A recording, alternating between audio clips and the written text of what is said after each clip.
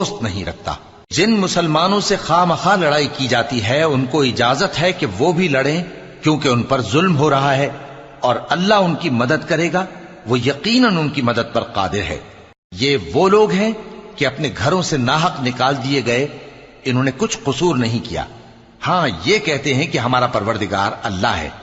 اور اگر اللہ لوگوں کو ایک دوسرے سے نہ ہٹاتا رہتا تو خانقاہیں اور گرجے اور یہودیوں کے عبادت خانے اور مسلمانوں کی مسجدیں جن میں اللہ کا کثرت سے ذکر کیا جاتا ہے گرائی جا چکی ہوتی۔